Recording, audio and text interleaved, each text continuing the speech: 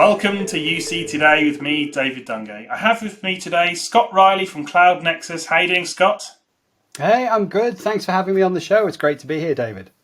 Excellent. Well, Scott, today we're going to be talking about Microsoft Teams and some of the sort of hidden opportunities within that. We're just out the back of Ignite, which was last week, so there's a bit to talk about around that event as well. But where should we start? Scott, do you want to give us a bit of an introduction to yourself and Cloud Nexus?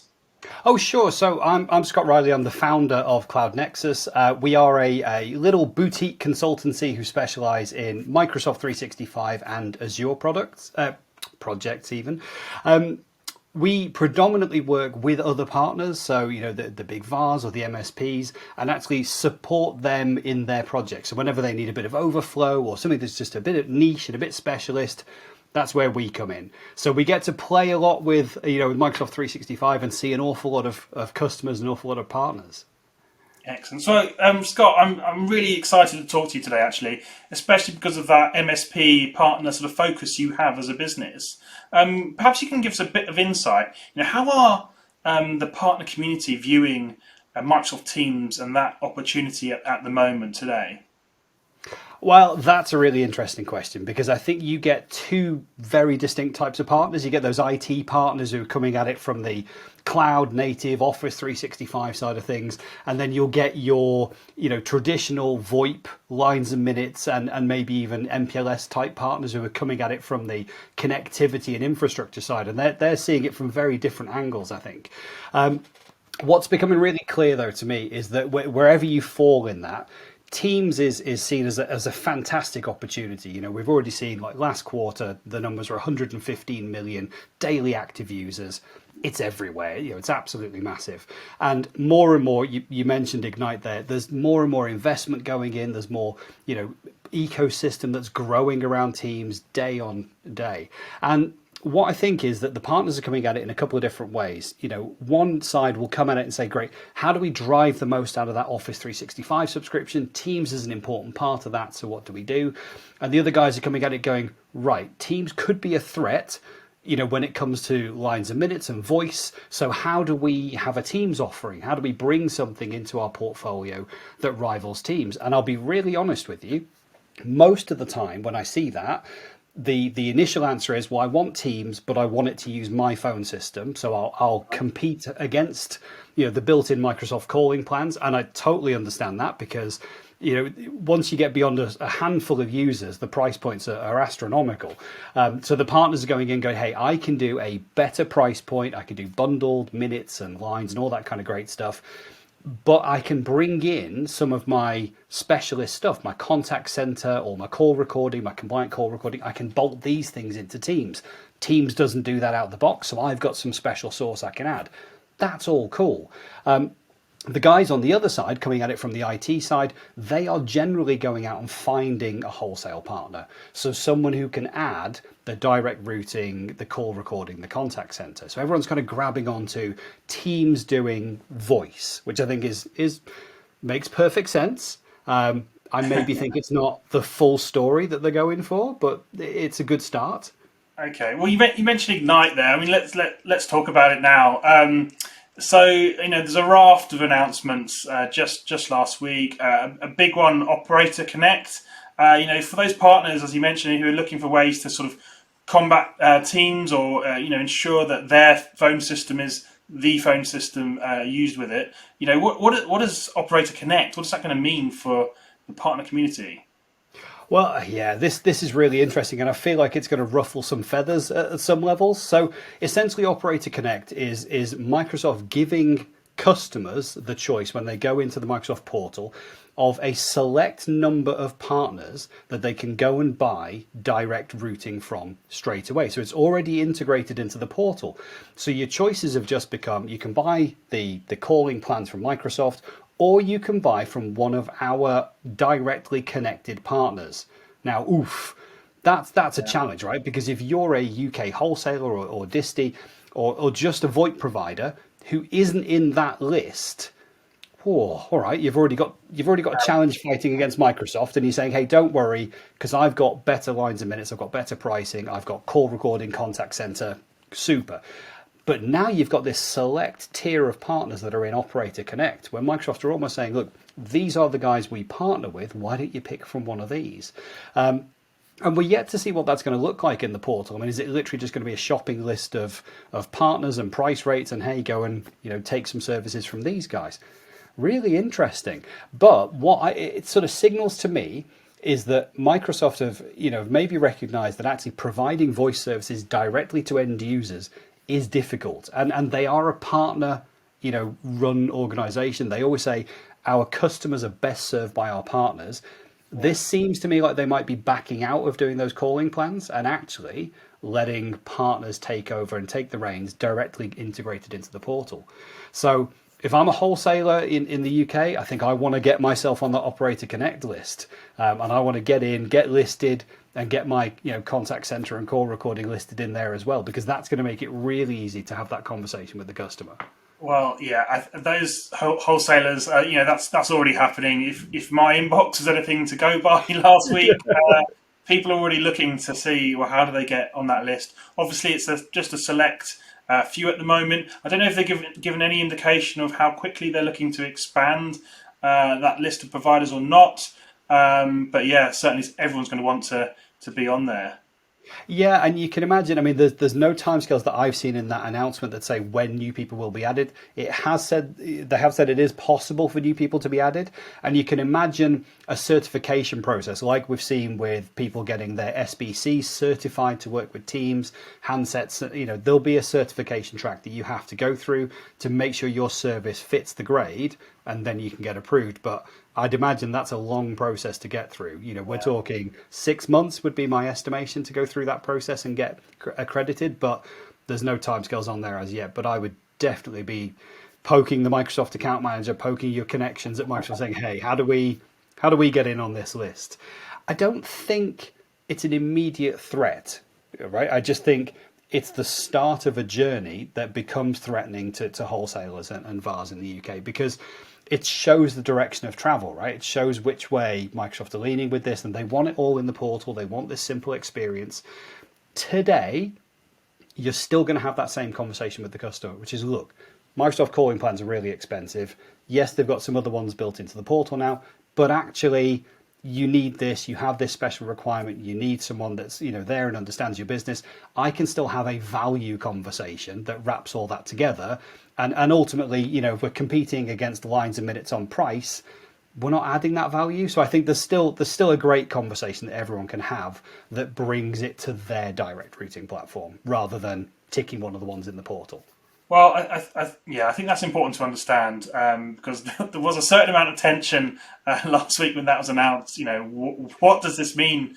For those various businesses in the chain, but I feel that it's still going to be a significant opportunity for channel partners, particularly to get involved. So that's great. So Scott, on partners, where else in the Microsoft portfolio around Teams, where are partners sort of missing out, if you like? Where are they missing value right now? Yeah, this is the crux of it for me, because I think lines and minutes is lines and minutes, and we've all seen businesses just try and trade on what was called mucky minutes, if we still call it that. That's not where the value is, right? So when I look at Teams, I don't look at Teams as the replacement for Skype for Business, as the Microsoft phone system. It is so much more than that. And I think when you come at it from that voice side of things, that's what you see. And you see a voice platform, you need call recording, contact center, wallboards in your call center, all that kind of good stuff. Okay, yes, it does calls. It happens to be a really nice front end for what is the Skype for Business backend system. Okay, fancy new codecs, all right. But on the other side, when you come at it from the IT provider, they're coming in and they're going, okay, cool, I'm going to do your identity in Azure AD, I'm going to do your emails and your Office 365 desktop apps, and maybe I'll put your files into SharePoint, and that's probably as far as they go. Okay, there's a huge gap in the middle here, which is looking at security. Now, security can sometimes be scary for both of those guys, because none of those sets of partners want to turn around to a customer and go, hey, we are ultimately responsible for your data inside Microsoft 365, because that is a terrifying thing to say. But there's a raft of things that you can do that will really add value to your proposition, bring in more revenue streams for you as an MSP, and actually make life easier for the customer. Because Teams, as we said, it does so much more than voice, it does so much more than file sharing. It's this entire collaboration platform.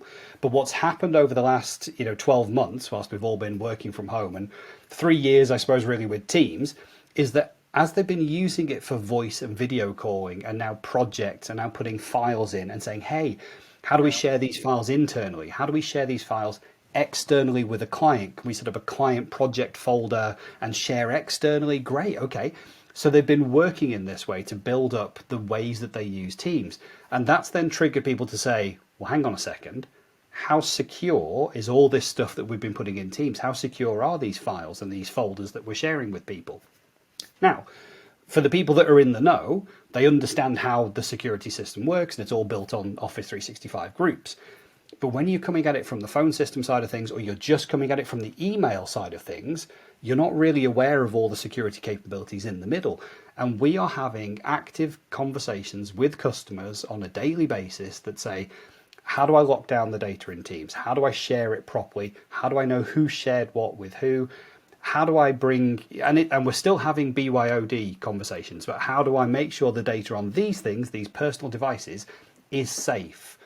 And there's a big gap right in the middle that talks about Intune, mobile app management, and conditional access policies that helps businesses secure their data across any device. Now, all of that might sound quite scary to someone who understands the phone system, but actually it's really not that difficult. There are great baseline policies and great resources out there that say, hey, here's what good looks like when it comes to Office 365 security. Here it is in black and white. Here are 50 or 60 security controls that you can turn on today that will make your Office 365 safer. Those aren't being done. In fact, the basics aren't being done because we know, we see the research that says 81% of cyber attacks and data breaches are caused by dodgy passwords, password with a capital P, that'll keep the hackers out, and not having multi-factor authentication. In fact, I don't care if your password is password with a capital P, as long as you've got multi-factor authentication.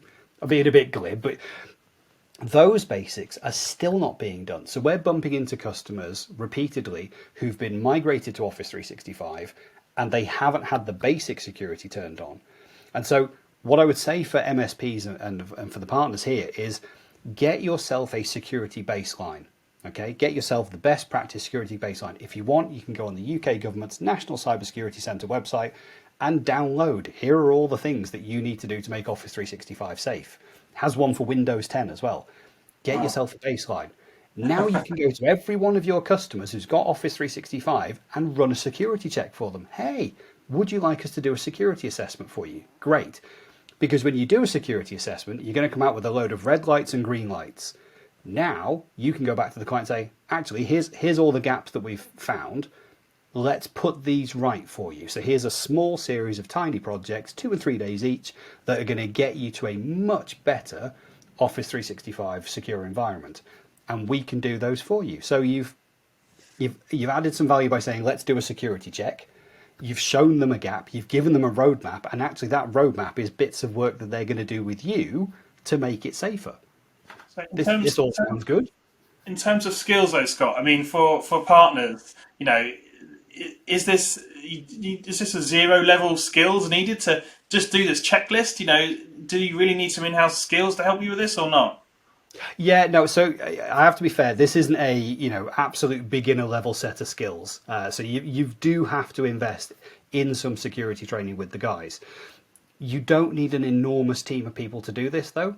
So what I would say is you're able to very quickly, build out that security assessment. And as I say, resources are online, both with UK government and with Microsoft themselves to say, here's what good looks like. So you're very quickly able to go, here's all the things I need to check. You'll want to have some people in the team who understand Intune and conditional access. Again, there's a huge amount of training available on Microsoft Learn, as well as through some of the common training providers, the plural sites of this world. It is not like trying to hire a CISO. or a SIEM specialist. It is not that deep level of security technology. These are settings. Yes, you need to understand what they are and what they do and the impact they might have on a user. But again, there's still a huge amount of documentation that says, hey, if you set these things, this is the impact on the user. So you're very well equipped to have that conversation. So it's not super, super simple. It's also not rocket science. It's very, very attainable for most partners to take this on. And it needs, one or two people who really know what they're doing to get up to speed on the training. And again, this is one of those things. It's not so much about, capability. It's about attitude. Are the guys willing to learn, willing to put in the effort, to do a bit of learning, get up to speed? Have you got some friendly customers or some friendly tenants that you can start to have those initial conversations with, say, hey, we're trialing out our new security assessment. Can we do it with you? Everyone's got those friendly customers that we can be a bit more open with and say, we're starting on this. We'll do it for free. We'll do it at a discounted rate, but we're going to start here. But it's, when I look at it, there's a bit of professional services here to do the assessment. There's the get well plan and the roadmap. There's the whole relationship that you are owning with that client now to say, we're taking care of you. We're thinking about you when it comes to security, because most of our business data now, and I'm excluding your ERPs and things like that, but most of our business data will sit in spreadsheets and in emails, and they're sat in SharePoint and OneDrive. They're all there. And if, from what we've seen over the last 12 months, if that's anything to go by, there's a huge chasm of security that needs mopping up. And I would think every one of these partners has got customers they can go and talk to about this. Yeah. Well, let's talk about those customers. How far up the agenda is this security question, if you like, around Teams? How far up the agenda is that for end customers at the moment? Are they worried about it? Are they driving this, or is this really a partner-driven sort of thing? No, it's a customer-driven thing, and that's what we're seeing. It's the customers that are coming along and saying, this is what's concerning me. We're putting all this data in Teams, as an example. Is it safe? We're going to go for just basic things. We're going to go for our Cyber Essentials or our Cyber Essentials Plus. Do you think we'll pass? What have we got? We're taking on, and this is the great new world that we're in now, we're taking on new resources in the Ukraine and over in India. I can't ship laptops over to them, so they're going to use their own laptops. How can we secure that data on those devices? What about when they finish the contract? How do we make sure we remove the business data afterwards? Cool. There's answers for all those things inside Microsoft 365. And it's just knowing and using those tools and getting familiar with them, and you'll then have much more confident conversations with those clients. There's an answer for all of those things. But I just think people are sticking to what they know. And I think, when you look at a world where Microsoft with Operator Connect are now putting those lines and minutes services in, where we've got, people bringing their contact center into the cloud, and now it will natively integrate with Teams. Okay, I'm feeling weaker and weaker. I need to have a strong value conversation. And that is one where you talk about Teams, yes, as an enterprise voice, but also as a collaboration tool. And I understand security, and I can wrap not just professional services, but ongoing security assessments, ongoing management of those, adds, moves and changes. We can add that in, and it's more valuable in that recurring managed service stream.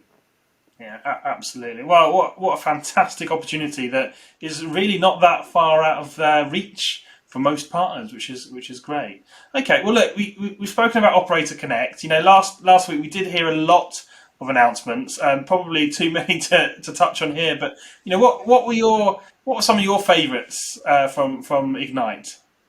Well, the ones that are really standing out are the simple quality of life ones, especially when it comes to Teams. If you look through some of the announcements that came out, there were things like the new presenter mode for PowerPoint, because most people when they do their PowerPoint presentations, they just go, I'm just going to share my desktop and I'm going to put PowerPoint in presenter mode. And so everybody on the call gets like the full screen PowerPoint, including the person that's presenting.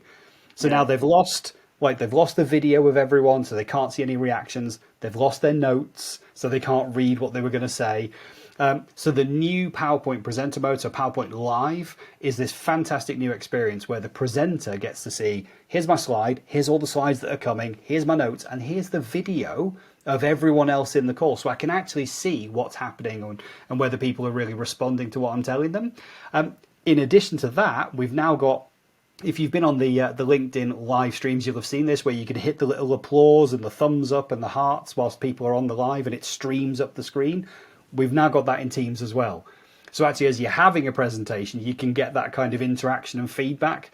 I love it. I love the instant feedback. It's great. It's really nice. And do you know what? I find it really reassuring because when we do live streams on a Friday, we get those thumbs up. You're like, yes, what we're saying is resonating with people. So I really like that. That's a really great feature. They've brought out some more changes to the Approvals app. So Approvals was a really lightweight system inside Teams where you can just do things like, I don't know, swapping shifts, overtime, approving a global admin for an Office 365 client, and you could just track it through and say, yes, I've requested this. Here's the approval process. Now, we did a look at that last month and we said, there's a couple of gaps. Like you can't have any templates. So if there's a certain type of approval, you would expect at least this much information and this particular document. You couldn't do any of that. Yeah. Last week's announcements, cool, templates are all there. So you can now set your templates, set your minimum questions, bring those in. And I think the big one, sorry, I'll just do one more, but the big one for me was webinars. So again, last month we saw this new Teams Pro license note get leaked. I say leaked, sorry, it was announced. It wasn't leaked, it was announced. And it came through one of the usual Microsoft announcements. Here's Teams Pro, it's got some webinar features. And we were all like, is that chargeable? Is that a different license? And now we've got the full story. So that webinar capability is now baked into Teams. So when you're starting a new Teams meeting, you can choose new meeting, new live event, or new webinar. And when you hit webinar, it's starting to fill in all those gaps that we had, which is you can now start to ask people questions to get them to sign up. You can customize those questions. And when they attend your Teams webinar, you'll get a list of who attended, who didn't attend. Yeah. So it's all those things that we've seen from all the other popular webinar providers, where you get to set up the webinar, ask the questions, gather feedback, get the attendee information. We didn't have that with Teams. We were still using it for webinars, but we were just sending them a meeting link and going, well, who turned up? Someone's got to sit there and write down all the participants. Not anymore. Now we've got the webinar capability. And the great news is that Teams Pro functionality, it's included. It's already included in that Teams license that we've got. Excellent. Well, look, Scott, I think that's probably all we've got time for today. But thank you so much for joining me. No worries. No, this has been great. And as you can tell, I get really enthusiastic about this stuff. I love chatting about Teams and the M365 stuff. So no, it's been great. Thanks for chatting with me. It's absolutely fantastic. Well, look, and thank you for watching. You've been watching UC Today with me, David Dungay. If you liked today's conversation, please give us a like and a share on social. It's greatly appreciated. That's all from me. See you next time.